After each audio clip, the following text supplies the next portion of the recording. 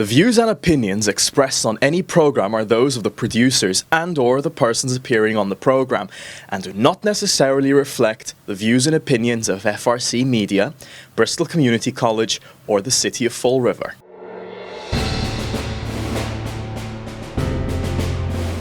Thank you for joining us today. I'm Keith Tebow. We want to welcome you to the latest section of our series where we look at the historical aspects of the presidential election. I'm Keith Tebow. I'm joined, as I had been for our previous two editions, by Don Kilguss. He is the Associate Professor of History and Government here at Bristol Community College. Don, thank you for joining me. Thank you for having me Thanks again. for coming back. It's always great. You know, we have to put everything in context here. The last time that we recorded our program was on June 24th. Today we're recording the latest edition on July 30th. And a lot has happened, Don. Just a little bit, In terms of this year's election between then and now. I want to get into some of that, talk a little bit about, history around some of the events, not necessarily the events themselves, but events associated with it, and then get into a little bit about what may happen with the Democratic Convention, which is going to be happening in the middle of August. That was going to be our focus today, but as I say, so much has happened between now and then. So let's start with going back to July 13th, yes, which was only a couple of weeks ago as we record this, which was the attempted assassination on former President Trump. Fortunately, he came out of it relatively unscathed. The shooter obviously was taken out. But it got us talking, in our pre-planning for this episode, to talk a little bit about assassination attempts in general. And this is, and I actually want to start with assassination attempts on current candidates, if we could. We some of us know about historical assassinations and attempts against presidents, but this is not, this isn't the first time a candidate has had an attempt on his life. Correct. I mean, one of the more famous ones obviously was Teddy Roosevelt. When he was running for president in 1912, once again, he had been elected with McKinley, who as vice president, and McKinley was assassinated in 1901, which catapulted Roosevelt to the presidency as the youngest president in American history at 42 years of age. John F. Kennedy was the youngest elected, but Teddy Roosevelt was the youngest to ever serve. He served and won throughout the rest of McKinley's term. He was elected in his own right in 1904 and then stepped away in 1908. His handpicked successor, William Howard Taft, was elected. Roosevelt then went on a tour of the world, did his whole nine, everything that Roosevelt was. He was a ball of energy, Roosevelt. Right. And when he came back in 1912, he threw his hat in the ring, did not get the Republican nomination, but decided to form a third party, what was called the Progressive or the Bull Moose Party. And when he was running for president, a individual, a former tavern keeper by the name of John Schrank, shot him in October of 1912 in Milwaukee. It actually penetrated, and it actually hit, Roosevelt, penetrated through his speech. Now, back in the day, they gave much more long-winded speeches than we do today, even though we think today their speeches are pretty long. Right. And luckily, the speech was folded in his breast pocket, as well as he had his glass case. The bullet pierced through the speech, pierced through the case, and was lodged in his chest. He actually said to the people, he said, "Ladies and gentlemen," I'm paraphrasing, he said, "I don't know if you realize, but I've just been shot." But he said, "It takes much more than that to stop a bull moose." And he went on and he told his folks, he said, "I want to deliver the speech." He spoke for about an hour and a half. So he kept it brief. He kept it brief by his standards. You know? But there have been many others. Obviously, Robert F. Kennedy was probably one of the more famous candidates, obviously, to be assassinated in June of 1968. We had an assassination attempt against George Wallace in 72. There were a couple against sitting presidents who were running for re-election, like Gerald Ford. There were a couple attempts against his life. So we do see that happening, periodically in American history. As I mentioned before we started this today, the first president to actually withstand a assassination attempt was Andrew Jackson, an individual who, again, like John Schrank, was not mentally well, wanted to assassinate Jackson when he was leaving the Capitol building, pulled out one pistol, misfired, pulled out a second pistol, that misfired. Jackson said, "I'm not waiting for the third one," and he always had a hickory walking stick with him, and he proceeded to beat the guy, and kind of, take care of it himself until others could come and then subdue the individual, who later, unfortunately, was sent to a mental hospital, like John Schrank was as well. But it's interesting, like as you mentioned to start this with Trump, because I always look at it from obviously the physical, what actually happened, and look at the historical, but also now look at the politics behind it as well, because now you have that image of Trump with the bloody face, with the fight when he's coming off the stage. And it's interesting because you have that image seared in the public eye, and you could see very quickly the Democrats and President Biden were trying to kind of retake that somewhat by showing President Biden, who was still running at the time, in the Situation Room, that he was looking into it, things were under control. So he had that photograph that was released. So I think that's very interesting to look at it from the optics standpoint, as well as from obviously the physical. You don't want anyone to be hurt. You don't want anyone to get killed. So I think that's quite interesting when you look at the election. Yeah, and 2 days later was the beginning of the Republican National Convention. Former president was there. With the bandage, a prominent bandage on his ear. And, that was a big part, the attempt was a big part of the convention in terms of some of the messaging and what have you. But it went forth, as we talked about last time, in terms of, the image and, reintroducing former President Trump to the people. Absolutely, and his vice president now, J.D. Vance. So I think that's what we really see with not just former President Trump and his convention that just held, but now with the new Democratic convention coming up as well. It's all about the media. It's all about getting your message out. It's all about trying to streamline, get the right people on the podiums to deliver the correct speeches at the right time, and in terms of for the best media coverage, show that sense of unity, show that sense that we're rallying behind President Trump for the Republicans, and then obviously it looks like Vice President Harris for the Democrats coming up. Yeah. So, that was, as we record this, that was 17 days ago. Short time. And again, a lot has happened since then, right? I want to go back, though, to just after we had recorded at the end of June, President Biden and former President Trump held their first and only now debate, CNN debate. There was a lot of criticism of the president in terms of his delivery, his speech. Not necessarily the substance per se, but it was, I like to use the phrase of an old Canon camera ad from the 1980s with tennis player Andre Agassi. His tagline was "Image is everything." And what happened there with President Biden, looking old, sounding old, impacted what was to come. When you saw that debate, what were your thoughts? Were those same thoughts like, wow, this is... Right. I mean, it really did. I mean, first of all, I felt sympathy for the person. Of course. Beyond anything else. And then my concern was, what does this mean for the presidency? What does this mean for our government? What does this mean, obviously, for the upcoming election, considering what I do and what my focus is and my interest in presidential elections? So for me, it looked like this was going to be a turning point. And it seemed like this was the breaking point that I think the Democrats have been trying to avoid for the last maybe year, 2, 3. I'm not sure how many, but I know some media outlets have been trying to bring this up, and other media outlets have been just, not really interested in it until that night. And that night, it kind of hit everyone that we really can't escape this. And then I think it wasn't a surprise that shortly thereafter the calls started coming in. I think actually that night, the calls started coming in saying, I think this needs to be changed. There needs to be in terms of the candidate that's going to be the standard bearer. And I think when you look at that, I think the pressure was mounting. I'm not sure, I think we'll have to wait probably years down the line if we'll ever know where the real pressure was coming from to stay in the race. Was it, from other politicians? Was it from the family? Was it from the establishment? Where was it coming from for him to stay in the race from the very beginning? Was it from the polling saying that he had the best chance to beat Trump if Trump was the nominee?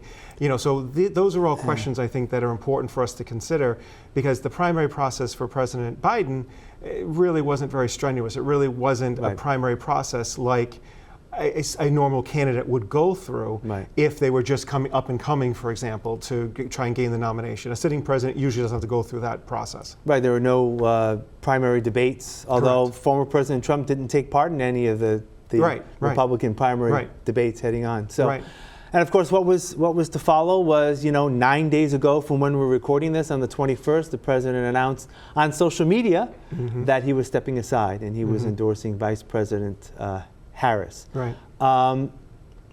unprecedented. Again, looking at the history of things, unprecedented for this to happen this late in the process, although we do have some instances where this has happened. Oh, absolutely. I mean, this late in the process, you know, a month before the convention begins, I mean, you really never have seen that happen, you know, in American history. Right. When you look at it, you know, LBJ is probably, Lyndon Baines Johnson is probably the greatest example. And, you know, in March of 1968, he was a write-in candidate in the New Hampshire primary, like President Biden was this year as well. And when you see that he won the New Hampshire primary, which is terrific, but he did not receive 50% of the vote. Right. And there was a candidate in 1968, a fairly unknown senator from Minnesota, Eugene McCarthy, who actually received over 42% of the vote. And he was a peace candidate, in other words, opposing the war in Vietnam. So Johnson saw that. He also saw, subsequently, Robert F. Kennedy entered the race a couple days after the New Hampshire primary. So he knew he'd have that to deal with, the Kennedy legacy and the Kennedy name on top of the war in Vietnam and McCarthy's opposition to it, and Kennedy's opposition as well. You also had LBJ's concern about seeing his party begin kind of drifting apart and kind of breaking apart as the war in Vietnam and civil rights and other things were beginning to tear it in different directions, the party. And then also he had his health concerns.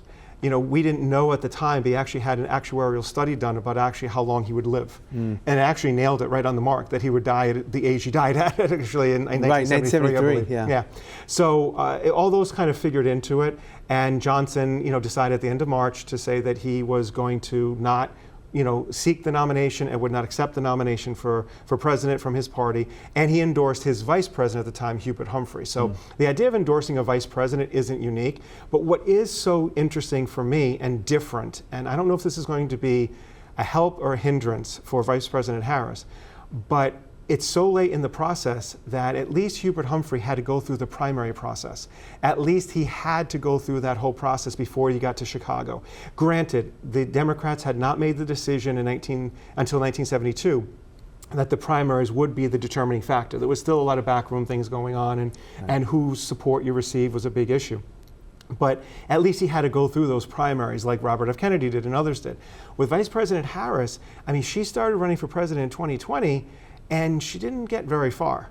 So what does that say? So is it going to leave some question marks about her viability, about her record? And it's kind of a double-edged sword, because on the one hand, you can say that it's going to hurt her in a sense, but on the other hand, you can also say, well, maybe people will not have to, will not have the time to investigate her past as much to bring up things that maybe the Republicans would normally be feasting on if they had gone through the primary process and her other primary opponents had said, well, you said this back 5 years ago, 10 years ago, or 15 years ago, how do you stand and how do you feel about this or that or the other, with the kind of tight time frame coming up as well. A lot of what we've read over the past 9 days is that, you know, with President Biden stepping aside, and he, you know, spoke to the nation last week, stepping aside, talking about, you know, he enjoyed his time in public service, but he was looking out for the country as a whole. You know, he had been in public service as a senator, vice president, president now 50 years, I believe 1972 when he was. I believe so. 72 or 73, right around the whole Watergate era. When he was elected as a U.S. senator, that had to be very difficult for him to do, just because of the drive that those in that position has. I mean, what are your thoughts on that? Oh, absolutely. I mean, it's very difficult to step away. I mean, I spoke a little while ago about Teddy Roosevelt, and he's probably one of the greatest examples about someone who, you know, left, said he was not going to run for what was perceived to be maybe a third term in 1908, even though technically he hadn't been elected in 1900 to be president. He became president on McKinley's assassination. And that was the reason Schrank said he shot him, was because of the third term issue. Or he said the ghost of McKinley told him to kill him. But actually it was really the third term issue that was the thing. And that's why Roosevelt got back into the race in 1912. I think we see that with a lot of these politicians. These politicians are very much geared towards, you know, the public service, doing and trying to contribute and trying to do what they can. And I think when that comes to an end, either voluntarily on their end or because they have to. In this case, he was forced to do it. He didn't really want to step aside. You could see that. So I think that makes it even more difficult to watch, from a human standpoint, but then also from a political standpoint, I think it's difficult for the Democrats, as you mentioned a little while ago, being so close to the convention. Now what do we do? Now where do we go from here? And there were discussions about, do we have a mini primary? Do we have an open convention? Where do things go from here? But it seems like folks have really coalesced around Vice President Harris. So it seems like that won't be an open convention. It seems like things will go smoothly. But she, as I said, for the first time in about 50 years, there will not be, she had not gone through the primary process. So I think that's kind of interesting for us to think about. As we now prepare for the Democratic National Convention, which begins August 19th in Chicago. Chicago has been the site of some famous or infamous conventions. One that comes to mind, again, back to 1968. The Vietnam movement at that time, the anti-Vietnam movement, reared its head in downtown Chicago. The party now has to totally, they plan these years in advance, months and years in advance. They literally had to throw away the playbook in many respects and start over. That's got to be something that's, again, unprecedented, right? Right, and I don't envy them having to do that on a month's notice, to try to really pivot that quickly to do it. They had everything set, obviously, for a Biden-Harris ticket, not a Harris and whomever she chooses as her vice presidential running mate. And I think that is going to be interesting to see how they pull it all together, which they will. They will get it together. But it's going to try to present that sense of unity that despite, especially now, since everything that's gone on over the last, as we said, few weeks and couple months as well, with the president withdrawing and things, they have to show that sense of unity. As we said in our last episode, the idea of the media is watching, everyone is watching. And that's actually a chant from 1968. So that's what made me think of it. The media is, the world is watching. The whole world is watching. Right, when Daley was, using and trying to get rid of the protesters and things like that. So I think the world is going to be watching here. How does Vice President Harris present herself and her running mate? How the Democrats put their media package together in terms of who's going to be speaking, when, who she chooses for her running mate. I think all these things will be very vitally important to her ultimate success going down the line. And we've already seen some hints about what's coming, obviously, in terms of their messaging and I think what the packaging is going to be ultimately. And I don't mean to downgrade it as packaging, but in essence, what you're trying to do is sell your candidate to the American public. The Republicans just did that.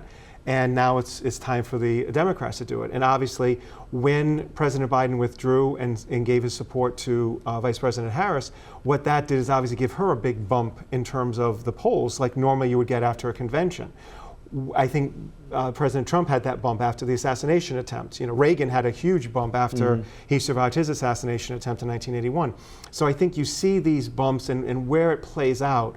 People have been talking for the last week or two about, her possibility of winning the election versus Trump and going forward and so on and so forth.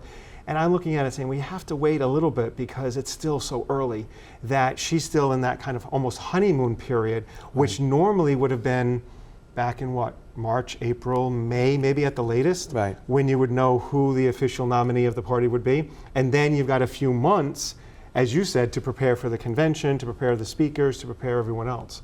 You talk about a bump, and candidates running for president, usually there is a bump in the polls, if you will, following their conventions. You mentioned that former President Trump had a little bit of bump following the assassination attempt, but after the convention itself, not so much. It didn't go up any higher. And then when this happened in terms of President Biden stepping down, whatever bump was there is have changed a little bit. The polls over the past week have shown, Vice President Harris gaining. A lot of that is, general, maybe just newness, enthusiasm, people who may have looked at the two candidates, meaning Biden and Trump, saying, we're doing this again, we're doing this again. Right. But, it's interesting to see how there really wasn't much of a bump following the Republican convention. A lot of it because this happened, President Biden stepping aside, and whether there'll be a bigger bump, if you will, after the Democratic convention, because well, who knows? Who knows what's going to happen? But you know what I'm saying, Right. in terms of it'll be more of a traditional maybe bump in the polls. I don't know. I think it'll be interesting to see how it plays out. I actually, as you've mentioned, I think President Trump, former President Trump, had the bump a little bit earlier because of the assassination attempt, as you mentioned. I think maybe Vice President Harris is getting the bump earlier now, that we may not see it as much coming out to the Democratic convention. We'll have to wait and see. But I mean, usually, and again, this is why I was surprised when they agreed to have the debate in June. Right. The first debate, because usually, as we mentioned in our previous segment, it's not till the end of September into October. Right. Can you imagine if that debate, I've been thinking about that too, had been occurred in late September, early October, where we would actually be? Because if that had actually happened after the nomination, the Vice President Harris would still, be at least vice president. They couldn't kick her off the ticket. But if President Biden had withdrawn at that point, what would have happened is the Democratic National Committee would have chosen someone that would have been the person that the American electorate voted for.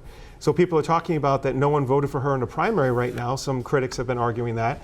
But other people argue, well, if he had waited till September, October, after the convention, there wouldn't have been a say in that matter either. So it's interesting. It's just been one thing after another this election cycle. I can't say what's going to happen next. I'm a terrible prognosticator in a lot of ways. But I can't say what's going to happen. You can't really pin this one down, it doesn't seem. Let's talk a little bit briefly about the rest of the Democratic convention. Similar to the Republican convention, there needs to be a formal nomination of the candidate who will be president. Again, as of this taping, Vice President Harris has not named a potential vice presidential running mate. You may have seen this, and she may have already announced, but as of this recording, that has not happened yet. But one of the things I find that's interesting, and again, probably won't be an issue, is that under the general rules of the Democrats, prior to President Biden stepping down, was the first ballot of delegates. They needed to follow the results of the primaries, and those delegates had to vote for that candidate, which would have been President Biden. Now that he has stepped aside, technically, they can vote for anyone, correct? Correct. Correct. Most of them, I think, have pledged for Vice President Harris. But at that time, you're exactly correct. I mean, there were about 4,700 Democratic delegates. Of those, about 4,000 are pledged, meaning they were coming out of the primaries pledged for Vice President Biden. Probably 99.9% of them were. But what the Democrats have, which are interesting, that the Republicans have, but not to the same degree, are what are called superdelegates or automatic delegates. Now, these are individuals who receive the ability to serve as a delegate only because of their position, either because they're high up in the Democratic National Committee, at the state level or local level or national level, if they're a member of Congress, if they're a former president, vice president, and they, as you mentioned, cannot vote on the first ballots. But the superdelegates can have a say when it comes down to the next ballots, if it goes that far. So right now, it doesn't look like there'll be an open convention, as you were alluding to. That's what we refer to when there is going to be an open convention where all the delegates just vote based upon their own interests, based upon what they believe is best for their party and for themselves, and in part for their state as well, unlike the ones, as you mentioned, that were always pledged. In this case, this will be something that's very interesting. It reminds me a little bit of 1980, when Jimmy Carter was facing a challenge from Ted Kennedy. And Ted Kennedy's folks tried to get the Democratic Convention in 1980 to become an open convention. And the Carter people controlled the Rules Committee and squashed that immediately. But that would have been a good example of when that would have happened. The last real open one we've had would have been 1968, as you said, in Chicago. And that was quite a chaotic convention in so many different ways, outside the convention, inside the convention hall as well. But so it'll be interesting to see. It seems like it's going to run fairly smoothly for Vice President Harris. It seems like these pledged delegates will be voting in lock, stock, and barrel probably for her. And then there won't be an issue where the superdelegates really have to kind of step in. But these superdelegates have a lot of prestige and power, and usually when they announce that they're supporting this candidate or that candidate, that really sways a lot of individuals at the state and local levels, especially when it's coming to the primary process, which, again, we know is not an issue right now, but it's kind of following a similar pattern in terms of this, at least. Right. And as you mentioned last month, we were talking about the Republican National Convention. Again, these conventions are made for television. The speakers are, especially the primetime speakers, are chosen for specific reasons, whether they're looking to reach out to maybe a member of a swing state that may deliver votes. I would think that unlike the Republican convention, we will probably hear from 3 presidents in the Democratic convention: former President Clinton, former President Obama, and now President Biden. Something that's different, and depending on your view, that may be a good or bad thing in terms of hearing from the former presidents. Right, and I mean that's something that has always happened. Well, not always happened, but especially in these more modern conventions, you've had Bill Clinton or Barack Obama, or now in this case, Joe Biden, coming out in support of their individuals, and some presidents just choose not to. Right. George W. Bush, for good or for bad, has decided that he's going to kind of step back. He doesn't really get involved in terms of critiquing or criticizing or discussing what's going on in decisions that modern presidents, whether Democrat or Republican, are making. But that's his decision, his choice. Right. We see that other presidents have made different decisions and different choices. We see that especially, as you said, with the Democrats right now. It'll be interesting to see who they decide to put up there, like you said, in prime time, because those tend to be very important time frames to get the most number of eyeballs on the TV and to gain that support and show that sense of unity. One thing I thought was really interesting, obviously, is that former President Trump, he had Nikki Haley speak. And I think it was on Tuesday night, so it was the night before the Vice President nominee Vance was going to speak, and things like that. So it was very interesting, trying to mend political fences, trying to bring people together. And I think that's what we'll see from the Democrats as well. And again, having former presidents speak that I know this person, I vouch for this person, and that can go a long way in a lot of ways for individuals, and for others, it won't have any impact whatsoever. Yeah. I want to talk for the few moments we have left in terms of what we can expect between now and November in general in terms of campaigning. The first thing, I know we're looking at, we don't know, obviously we don't know, but in general, right? I mean, obviously this has now become the very compressed timeline. Less than 100 days. We have a new nominee on the Democratic side. I mentioned an email to you before, and I want to touch upon this right now, the fact that, our presidential elections last months, year and a half, when people start, prior to the election, they start coming out and saying, I'm running for president. In the case of, again, Vice President Harris, 100 days or so. That's her run, right? It's very uncommon here, but in a lot of countries, Great Britain just had an election for parliament. Right. It was about 35, 38 days. Correct. So it's not uncommon worldwide. No. It is unique here, having it that compressed. No, absolutely it is. And I mean, what we've been seeing in more recent election cycles is, this year election day is November 5th. Sometimes I very cynically look and say, okay, the next election starts November 6th, because people are going to start, whoever wins, whoever loses, whichever party, they're going to start now lobbying behind and start getting their name out, start doing that. I'm being not that fast, but it booking comes pretty trips fast. to New Hampshire and Iowa. Right, exactly. But it does happen pretty quickly. Right. And as you mentioned in Great Britain, their system is different than ours. I mean, people question about the Electoral College and the indirect process that we have for electing our president. In Britain, no one actually votes, no citizen in Britain actually votes for anyone running or electors to support or whatever a prime minister in England. What they do is they vote for their local member of the House, member of Parliament, member of the House of Commons, and then whichever party triumphs in the House of Commons chooses who the new prime minister will be. Exactly. So it is a very different process, and they have what's called the snap elections, where it will be, like you said, in about 6 weeks or so, and then the elections, come and gone. But they have an idea that within at least once with every 5 years in Britain, there has to be an election. So they can't drag out too far. But at times, then the prime minister will call the election when they believe they have the best chances of winning and maintaining their power, which is much different. We have a fixed term system every 4 years that we know in November, and we go through it that way. And with Vice President Harris, I mean, there's a lot of work to do.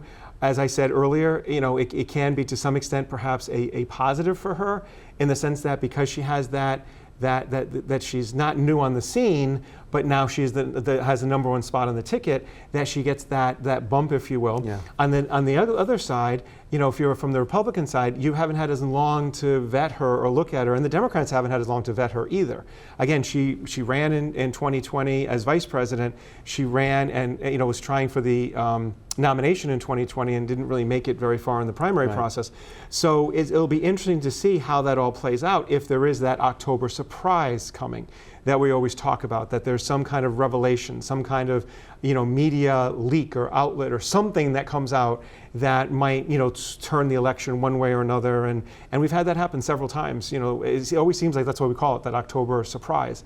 It seems to happen almost every election cycle, especially in the more recent years, because in this campaign you have to be so careful. You have to look presidential. You have to be everywhere, be everything for everyone. You have to be able to do all these things.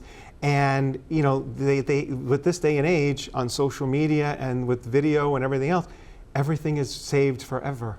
Right. And that's something that is going to come back to haunt people. We've already heard some things coming out recently about other individuals. So we'll just have to see how it plays out and if she can maintain her focus and create that image, which is, I think, going to be huge for the Democratic convention. She needs to create that image of herself. What is she? Because in the primaries, which is the last time we really saw her speaking for herself, in the Democratic primaries, they always end up going more liberal. Like in the Republicans, they always go more conservative. Then when you get to the general election time, you come back more to the center. How is she going to move away from maybe what she was saying in the primaries versus now with the general election coming up? And are the Republicans going to paint her as being too liberal to this?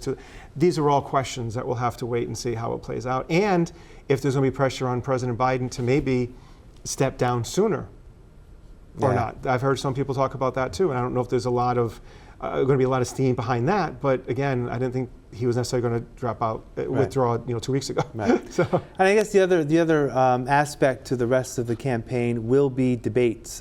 Prior to the June 27th debate, there was another one scheduled for September 10th, I believe that was, and that was supposed to be, I believe, on ABC.